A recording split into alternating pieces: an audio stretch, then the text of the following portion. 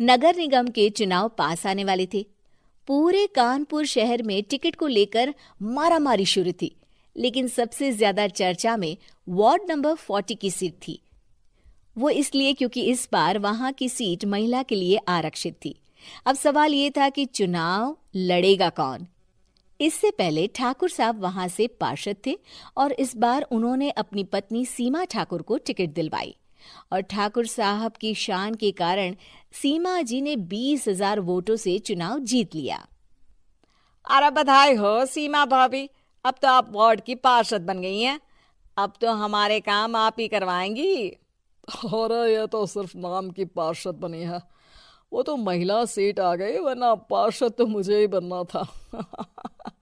अब भले ही चेहरा इसका होगा, लेकिन पावर तो मेरी ही होगी। अरे वाह भाई साहब, क्या दिमाग लगाया है आपने भी। आइए आप लोग, खाना लगा दिया है सबके लिए। सीमा जी पार्षद बन चुकी थीं, फिर भी उनकी एक ना चलती। सारे काम ठाकुर साहब खुद ही संभाल लेते और जहां जरूरत पड़ती वहां सीमा जी का अंगूठा लगवा लेते। सीमा जी ज्यादा पढ़ी लिखी भी नहीं थी। एक दिन ठाकुर साहब और सीमा एक प्रोग्राम में जाते हैं।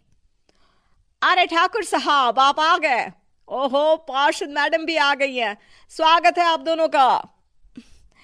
लगता है हमारे पार्षद फंड का सही इस्तेमाल हो रहा है। चलिए अब उद्घाटन करते हैं। ये लीजिए ठाकुर साहब कैची, आप ही सबसे पहले प्रवेश कीजिए। सब लोग आगे निकल जाते हैं और सीमा जी पार्षद होने के बावजूद भी पीछे खड़ी रह जाती हैं। वो देखती हैं कि वेलकम बोर्ड पर उनका नाम है, लेकिन महिला होने के कारण कोई उनका सम्मान नहीं कर रहा। अगले दिन एक आदमी उनके घर आता है। अरे ठाकुर साहब नमस्कार। कल ना हम नोटिस किए कि हमारा घर तो अवैध है और नगर निगम वाले उसे तोड़ने आ रहे हैं। अरे कुछ कीजिए ना ठाकुर साहब। देखो भाई, मैं तो ज्यादा कुछ कर नहीं सकता, पर अगर तुम सबकी जेब गर्म कर दो तो कुछ हो सकता है। कुल मिलाकर 4 लाख लगेंगे।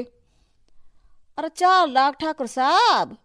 अरे भाई, मैं अपने लिए नहीं मांग रहा हूँ। दरोगा है, इंजीनियर बाबू है, बड़े साहब है, सबको देना पड़ता है ना थोड़ा थोड़ा। बोलो है मंजूर? तभी वहां अचानक सीमा जी आ जाती हैं। अरे ये आप क्या कर रहे हैं? पहले इन्हीं लोगों से तो आपने वोट मांगे, अब इनसे ही पैसे ले रहे हो। अरे चुप रहो तुम, तुम्हारा काम है सिर्फ अंगूठा लगाना, तुम वही किया करो। मुझे दूसरे काम तुम मत सिखाओ, समझी? और तुम ना जाओ, अब पैसे लेकर आओ, वरना जेसीबी किसी भी वक्त आती होगी। सब कुछ ऐसे ही चलते रहता है। एक दिन सीमा जी और ठाकुर साहब को एक लोकल मीटिंग में बुलाया जाता है। वहां पर कई और अधिकारी लोग भी मौजूद रहते हैं। अब मैं चाहूंगा कि ठाकुर साहब हमारे बीच 2 शब्द कहें। मेरे प्यारे भाइयों और बहनों, आज मेरा सौभाग्य है कि मैं आप सबकी सेवा दिन रात कर पा रहा हूं। आपने मेरी पत्नी को भारी मतों से जिताया है, इसलिए मैं आप सभी का शुक्रगुजार हूं। मैं आप सबसे वादा करता हूं कि हमेशा की तरह हमारे वार्ड में किसी को कोई तकलीफ नहीं आने दूंगा। सभी लोग तालियां बजाने लगते हैं। अब मैं माननीय पार्षद मैडम को स्टेज पे बुलाना चाहूंगा। अपने नाम को बुलाया सुनकर सीमा जी एकदम चौंक जाती है। उन्हें बिल्कुल उम्मीद नहीं थी कि इतनी बड़ी जगह उन्हें मंच पर बुलाया जाएगा। जैसे तैसे वो मंच पर चढ़ती हैं। ऊपर जाते ही सीमा जी को सारी पुरानी बातें याद आ जाती हैं कि किस तरह उनके पति उन्हें कभी भी आगे बढ़ने नहीं देते और उनके नाम से गलत काम करते हैं। वो बोलने लगती हैं। मैं आपके वार्ड की पार्षद सीमा हूं।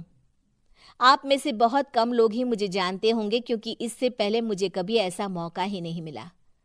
सारे मौके मेरे पार्षद पति यानी आपके ठाकुर साहब ही लेते रहे, लेकिन आज ये मौका मुझे मिला है तो मैं इसे ऐसे ही नहीं जाने दूंगी। मैं आपको ये बताना चाहती हूँ कि आपके ठाकुर साहब मेरे नाम की आड़ में गैर कानूनी काम करते हैं, जिस पर अंगूठों के निशान मेरे होते थे। इसीलिए मैं अपनी गलती मानती हूँ और आज अपने पद से इस्तीफा देती हूँ, ताकि आगे से कोई गलत काम ना हो पाए। अब फैसला आप सबके हाथ में है कि आप हमें क्या सजा देना चाहते हैं।